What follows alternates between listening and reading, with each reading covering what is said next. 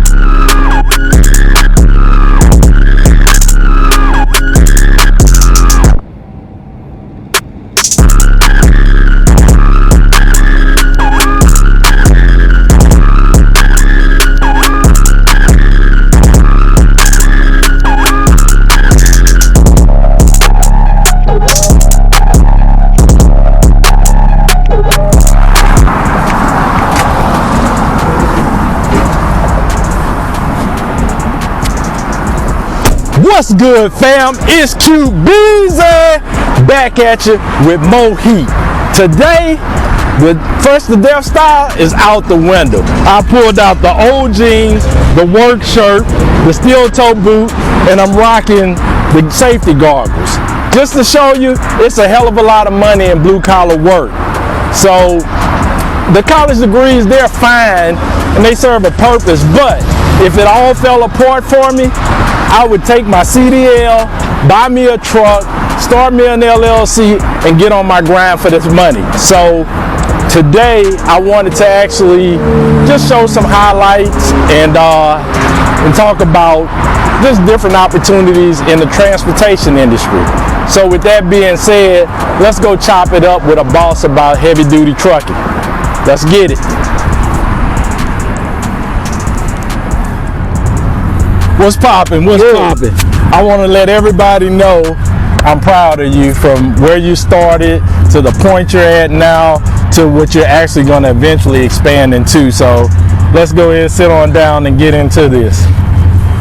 So I'm glad we're actually set up out here because, you know, I've had the fancy office with all the bells and whistles, But sometimes, especially in the business I'm in, you have to be able to have your office mobile and be on the go. So, I think that, hey, your business is where your office is. So, right. With you being in transportation and everything, what better way to just shoot and let everybody know what you have going on and what you're doing. So, let's just start off by actually having a cold beverage and getting this thing started. So start off by letting the Grind Time fam know who you are, how long you've been in business, and what type of services do you actually provide. Okay. I'm John Carroll. Been in business on my own for 6 years, since 2015. I've been driving since, I don't want to let my age out, but I've been driving since 2000. Okay. And it's perfect, man. If you like me, you don't want to be in an office or in the same spot for a long period of time, 12 hours a day, right, every day, then it's excellent, man. You know what I'm saying? Today I might be working. Say I'm working here. Tomorrow I might be working in Denver. Right. Or I might pick up something here and have to take it to Denver. Mm-hmm. So I'm always out and about and I'm moving, and it just, I won't get bored. You know what I'm saying? Right. So, I wanted to have you on because I think your journey can help motivate and inspire a lot of people out there who may not have a clear direction or actually understand the opportunities in blue collar work that may be out there. So at what point did you decide to get into trucking, and at what point did you say, you know what, I want to be a business owner? I always wanted to use my license, man. I had them, and I started off using them when I got them, then I stopped using them, and I always said I was gonna buy me a truck. Okay. Didn't even know nothing about the trucking business. I just wanted to have one. I had my son, and he liked them, so I was like, well, you know what, I'm gonna get a truck and I'm gonna have him ride with me. Right. And just working for people, I seen the money that I was making working for people. Mm-hmm. So as me thinking and always trying to make more, it was just like, well, you know what, if they could pay me this much working for them, right, I wonder what they get. Right. Just simple as that. Right, and that's an excellent point that you bring up, especially the way we were raised. Yeah. And I always encourage people to not just settle for being the UPS driver or the FedEx driver or the Amazon driver. Yeah. Use that as a stepping stone to actually getting into ownership. So I would say, what you're doing can actually inspire a lot of people. Yeah, man. But with that being said, you kind of touched on money a little bit. Would you say that the average driver can make $100,000 easily? I'm gonna say the average owner can make $100,000 easily. Right. But we in Baton Rouge. Things going up now daily. Mm-hmm. But when you think about it, the average driver making $40,000 to $70,000 a year. Wow. So, okay. Who can't live off that? Right, and that's a lot more than some people with college degrees sitting in the office. So that just goes to tell you. Yeah. If you can live off that by yourself, but you got to think, if you got a spouse or just a girlfriend that you're living with, and both of y'all work. Right. Y'all gonna live good. Right. And it's funny you say living good, because I always tell people, when it comes to trucking, the money is there to be made.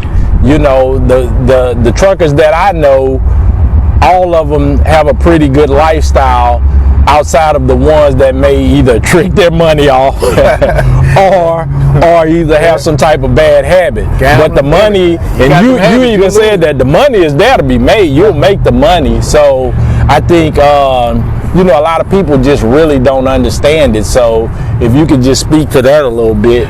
Man, I'm gonna tell you something else. With this dump trucks, it's weather permitted. So when you making that money, it's best to save some of that money. You know, you can spend some money, but what's going to happen on, like what just happened with the ice storm, and you know, you might not work for a week, you know, and if you ain't got no money, your bills not going to stop, so on the weeks where you might work day and night sometimes, save some of your money. That's just it. You know, you got to save for maintenance, you got to save for bills, you know, stuff like that. I'm glad you mentioned that. So what would you say are some of the pros and some of the cons? I know you kind of mentioned maintenance a little bit as being one of the cons, because if your truck is not running, it's not making any money. So can you just give people some insight into the pros and cons of actually being a truck owner? Basically much of what I just said, but it's more to it. Like, man, you gotta hustle, man. You know, you can't you can't say that again. You gotta what? Man, you gotta hustle, man. It's you if you want to own your own business, you gonna have to make it work, and that's just the bottom line. You gonna have help, because you know you got people that want to see you succeed. Like Q want to see everybody succeed. You know what I'm saying? So if he knows something, he gonna tell you. He gonna tell you the right way to go about it. But besides him telling you, you still have to want to do it. You know, you got to be on the job for 7, man. Be there for 6:40. Be there for 6:30. Just sit up and look around. You know. So what time are you usually getting up early in the morning to get on your grind? Man, I might be up at 4:30. 5, no later than 5, because I might have to be on the job for 7. So I'm up, moving around, taking vitamins and motivated, eating fruit and just watching the news. I don't drink no coffee, so I'm sitting there drinking water, just looking. I'm really just looking at my phone, looking at the time. Get on out there, go walk around the truck, check the oil and whatnot. And I'm up now, so I'm ready to go. And one of the biggest motivating factors that I wanted to discuss, me and you had a conversation, and you were like, hey, I'm getting ready to head to buy me another truck, cash. And I was like, cash? And you was like, yeah, it's no big deal, because it'll pay for itself within a month. So, I mean, just to know that, man, I can actually buy a truck and pay for it cash, that just tells you the level of money that he's actually been able to get out there and make for himself. And mind you, this is a guy that came from the same type of environment I came from, who wasn't handed anything, who may have done some things that we all do in our younger years, but he wised up and said, man, you know, there's some opportunities out here for me really to carve out my niche in the trucking industry. So you've actually expanded to another truck. You've actually went and had a name change. Can you talk about that a little bit? Yeah, recently. The name change, it really wasn't, you know, much of nothing. It's just that I was Ke'John's Trucking. And a friend of mine doing insurance, she was like, you know, a simple change from trucking to construction will lower your insurance drastically. And I was like, what I gotta do? She was like, nothing, just a name change. You know, and that's what I'm getting at. Like, a lot of people help you if you go around and you're serious about your business, you're serious about what you're doing, you talk to people. Like, that was just simple, and it really dropped my insurance costs. So I changed my name to KJDC Construction and dropped my insurance. I didn't do nothing else. Didn't change, didn't get a construction license, no nothing, because that's not what they're looking for. Just the fact that I changed from trucking to construction. You know, so it's simple stuff like that. I'm actually glad that you given some real insight into it, because a lot of times with videos I've heard people say, well, man, they didn't really give me some real insight into the industry. So I want to see you make some money too. You're actually giving real insight into what goes on, and I'll even expound on that.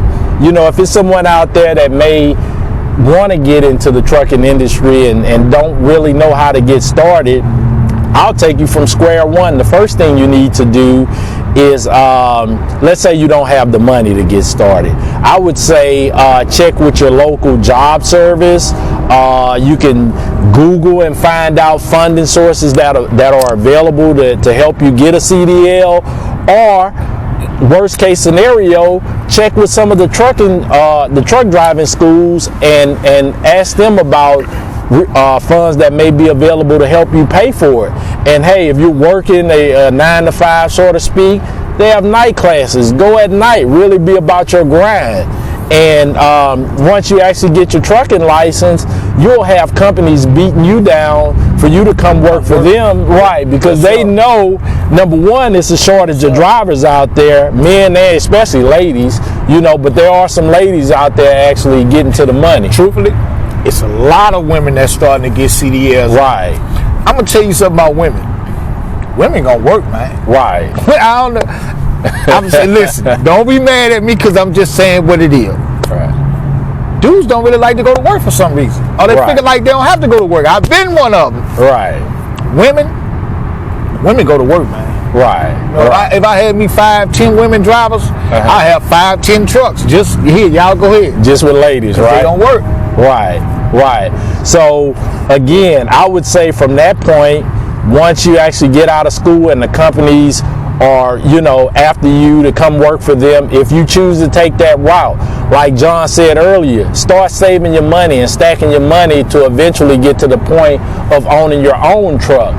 And once you actually get your own truck, it's game on. At that point, get on your hustle and get started, and the money's gonna come. The money is just a byproduct of hard work. Yes. So, you know, but like I always tell people, everything starts with the vision and the plan. So while you're working for somebody else, actually have that vision and that plan in place. So once your money does reach that level of buying you a truck, you already have a roadmap of what to do. So with that being said, a lot of people really don't understand what it takes to actually get started. What were some of the hurdles early on that you had to cross outside of just the money aspect? Because school may not be for everybody, but I know at the truck driving schools, they want to see you succeed as well. So they're going to do everything in their power to teach you how to actually operate machinery and vehicles of this nature. So can you just talk about some of your early just hurdles that you had to cross, even if it was maybe personal? Well, I mean, like on the job stuff, I pretty much went out by myself, you know, but I was driving for other people. But like I remember one time I got a load of asphalt. I came out of this driveway 100 times already, and just so happened this day I figured like I could come out and don't back up. Right. You know, I'm gonna make it. There's ditches on both sides. Needless to say, within the next 30 seconds, my truck was cocked over like this. I opened the door and the door just hit the ground. That's how close I was to flipping over. Wow. It's safety. A CDL, they'll tell you a million times it's safety. And they mean it. Because I could really do some damage with that if I'm coming down the street 60, 70 miles an hour and you stopped at a red light and I don't stop. You know, so it's stuff like that. You got to get your on-the-job training too. So when you in school, when you getting your license and stuff, you pay attention, man. You really take it serious. You know what I'm saying? Because that's why them with it like Gordon McKernan. That's why they got lined up on the interstate. You know, this thing can hurt you, right? Or I can help you. You know, you just take your time and just be focused, man. So I know it's it's a multitude of opportunities in trucking or just heavy duty hauling, from high shots to big box trucks to the big rigs. What made you choose a dump truck out of all the opportunities that may be out there? Basically to stay local. Okay. You know, like, I mean, traveling cool, but I just didn't like to be on the road all day, every day. You know what I'm saying? So, but for some people, they love it. They love the piece of being by themselves. You know what I'm saying? Just being out, going see new things. And you mentioned you was like, man, this is the perfect job, you know, for somebody like me. So, you know, it just goes to show you can have a job that you actually love and make money. It don't seem like it's work to me, you know. So when I get up in the morning, I'm just getting up. Right. You know what I'm saying? I'm ready to go do another day. Right. Right. So, for some people who may be business owners, in your opinion, what determines a good driver, since you actually employ drivers? I guess it got to be a good owner, Right. or a good employer. Mm-hmm. You know, Safety. me, I'm the way I work. I want to work. Mm-hmm. I want to be there early. I want to leave late. Mm-hmm. You know, because I want to get it done right. Mm-hmm. I don't want the people to be saying, "Well, we told you to dump it here and you dumped it over there." Mm-hmm. Nah, I'm gonna get out. Mm-hmm. I'm gonna look around. I'm gonna make sure, you know, that I'm safe to dump. That I ain't gonna go and get stuck and all that. You know, I'm gonna talk, get out there and shake hands with the farmers. Like, hey, man, I'm John. You know, come to, you know, bring your material. Or Right. get your material off the site. Whatever. Mm-hmm. We gonna work together, basically. You know what I'm saying? So your driver have to be motivated and enthusiastic just the same way as you, or you're not gonna look at him as a good driver. If you don't have the same drive you have, then you're gonna be like, well, he okay. You know what I'm saying? So I take from what you're saying, you have to be a good communicator, be able to follow the set protocol, and also just follow instructions. Wouldn't you say those three things? Simple. Right. Just that simple. You hit them on the head. Right. Because it's, I mean, once again, they go back to safety, man, with these trucks. I mean, you know, with the I CDL, know. that's all they talk about is safety. You got, the Right. test pretty much is safety. Right, right. And actually, when I got my CDL, I had college degrees, I had professional licenses. Right. But it was just Right. something with me. I'm always big on continuously educating myself and grinding and seeing opportunities. So when I actually got my CDL, all we practiced was backing up and parking, because they told us, hey, if you can back it up and park it, you can drive it. Well, that's the truth. I mean, if you could park that 53-foot trailer, you know what you're doing. If you Right. can back that thing up, you know what you're doing. Right, like I told you, the dump truck is a lot easier to drive than the big rig. I like that. So I actually had fun driving. I wasn't that good with backing that big old long trailer up In like the that. beginning, So, you know, I'm right. like, you know what? Ain't no sense in me going to pull these people trailer out and have it somewhere in Texas and be like, you know what? Man, y'all come get this trailer, man, send me home. So, you know, Right. I stayed local, stayed home. I actually started on a cement truck, was my first job. Oh wow, okay. Yep. Okay. So how would you say, just looking at your overall lifestyle, you personally, how has trucking changed your life for the better? It was something I should have been done. You know, kept saying, man, I'm gonna buy me a truck. I'm gonna buy me a truck. Right. Buy me a truck, and just procrastinating, running them streets. You know, Right. and just finally decided to do it, and you know, just you can't go back. But just thinking about it, man, I wish I would have been did. I kept saying I was, and just procrastinating, wasting time. So it changed it for the better, man. It's just all of it ain't good, you know, because some days I ain't at work. Like, look, it's a beautiful Saturday, but we don't start back to Monday where I'm working at right now.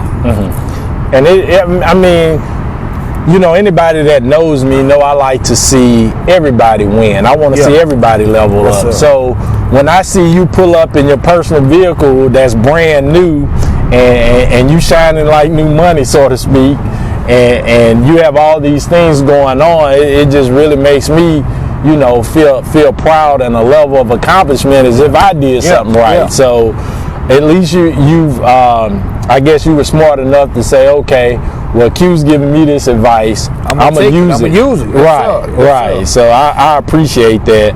But you know, with the new name change, if you can just let everybody know the new name of your business again, and also for someone needing your services, whether it's commercial, industrial, new construction, how can they contact you through your phone number and email? Okay. I sell used cars too. I've been doing that since 2003, so I still use that email. Even though with my name change, I'm gonna switch over to another email. But as of now, you got me, John Carroll, 225-937-2297. We got Cousins Auto 2010 at Yahoo. You can reach me on both of those.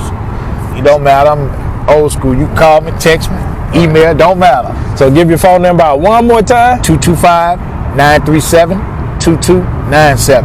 Right. So, I mean, you're just a living testament of what trucking can do, because like you said, you have things going on outside of trucking with selling cars. So, I mean, the trucking fund that. Right. And not only that, to me, you're just getting started. You're just scratching the surface. So I could see you 10 years from now, you know, being a lot larger business-wise than the point you're at now. So I definitely, I'm definitely proud of your hustle, and I look forward to bigger and better things. Yes, sir. Yes, sir. Yeah. So, man, what I want to do at that point is, you know, just continue to, you know, keep you motivated, and if you ever need me, you know how to reach me at any time. Know that. Just feel free to give me a buzz. You got all the info. Right. You keep the info. You're an encyclopedia. Right. So, with that being said, Grind Times fam, I want to thank John for coming on, providing some insight, some real insight into the trucking and heavy-duty hauling industry. And with that being said, I'm getting ready to probably go home, relax for a little bit, and then maybe give me an evening walk on, just to kind of get some clear thoughts in my mind and just enjoy the rest of the day. So until that time, let's get it. So now that business is done for the day, I decided to come out, get some physical activity in, and take me an evening walk. We're on what's called the levee, and on the levee you usually have people walking, riding bikes, or just hanging out. But the scenery is beautiful, and it just brings back so many childhood memories. And if you look around, you can see the USS Kidd battleship sitting on the Mississippi River, and further out is the Mississippi River Bridge, which always seems to be congested. And you have the casino, which a lot of people in this area like to frequent. And over there is the River Center Arena, which used to be called the Centralplex years ago. Actually, where I attended my first concert, new edition, 6th grade. And I know now we live in a digital age where everybody's in inboxes, but back then you actually had to talk. So I learned at a young age how to get my mouthpiece crispy with the ladies. But nevertheless, man, this is just good for the soul, just to come out and get away from things and just walk and clear your mind. So I'm gonna continue this walk, but before I go, I want to thank John for coming on. If you need him, hey, he left his contact information. Thanks for the support as always. Please like, comment, definitely subscribe. And until next time, keep your mind on your money, keep grinding, and let's get it!